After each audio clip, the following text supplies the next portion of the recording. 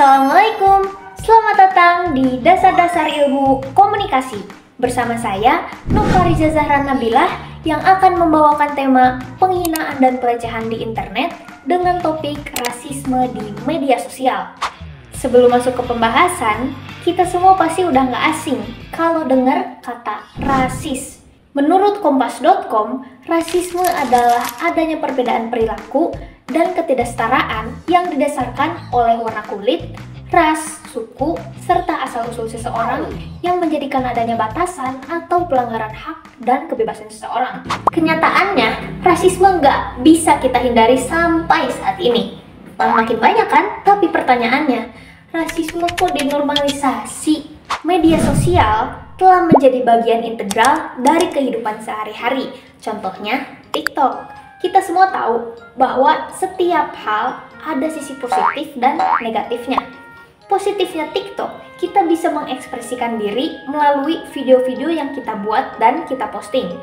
TikTok juga bisa jadi ajang bisnis, misalkan jadi afiliator, jadi penjual online, pokoknya apapun bisa kita dapatkan di TikTok. Semua informasi dan edukasi bisa kita dapatkan di TikTok, di sosial media. Dan TikTok sangat mudah untuk diakses. Saking mudahnya, TikTok ini menjadi tempat di mana diskriminasi, pelecehan, penghinaan, dan rasisme sering terjadi. Apalagi di kalangan perempuan. Komentar-komentar negatif seperti auranya maghrib banget, kok hitam banget sih, kok maghrib banget sih, biasanya menargetkan individu berdasarkan warna kulit. Dan ini biasanya yang mendapat komentar seperti ini adalah kaum perempuan yang berkulit gelap. Ini memperlihatkan sisi gelap dari interaksi online yang menyebabkan standar cantik di Indonesia itu harus putih. Dampaknya apa? Yang pertama, dampak psikologis. Penurunan harga diri, penurunan kepercayaan diri, depresi, dan kecemasan. Kenapa? Karena kita anggap komentar itu sama aja kayak kita berpendapat langsung. Bedanya, komentar itu diketik. Semakin sering mereka dapat komentar aura maghrib, mereka juga lama-lama nggak akan kuat. Tapi ini tergantung orangnya. Kalau orangnya santai, ya berarti gak akan kenapa-napa. Tapi sesantai-santainya orang, pasti di dalam hati kecilnya ada sedikit saja yang mengganjal, yang bikin mereka sakit hati, yang mengakibatkan dampak kedua ini, dampak sosial. Isolasi sosial, takut mengekspresikan diri di media sosial karena dibilang maghrib banget. Orang khawatir kalau mereka semakin sering posting, si komentar-komentar itu semakin banyak yang datang.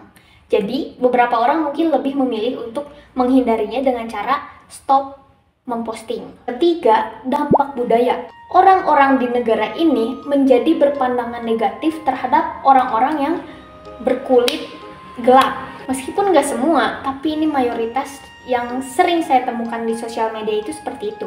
Yang mengakibatkan penghinaan dan diskriminasi itu muncul. Beberapa orang mungkin memiliki pandangan negatif itu karena ketidaktahuan atau cuman ikut-ikutan aja. Ujung-ujungnya berpandangan kalau orang berkulit gelap itu tidak bagus, tidak cantik. Ini ada undang-undangnya loh tentang rasisme.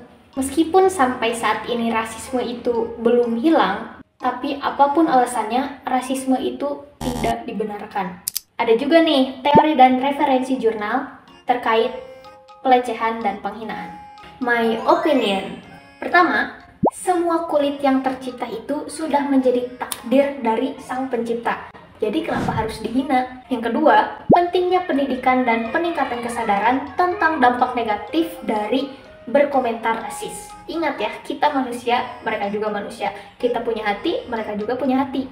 Ketiga, hukum yang ada seperti undang-undang tadi itu masih belum efektif karena buktinya di TikTok, di Instagram, dan di media sosial lainnya masih banyak yang berkomentar rasis. Dan dari pihak media sosialnya pun tidak langsung otomatis memblokir dan memfilter komentar-komentar yang terposting.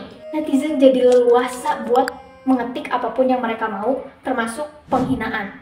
Keempat, menurut saya inilah penyebab kenapa orang-orang Indonesia khususnya kaum wanita berlomba-lomba tergila-gila ingin mempunyai kulit yang putih. Karena di negara ini dengan kamu putih, kamu lebih dianggap cantik.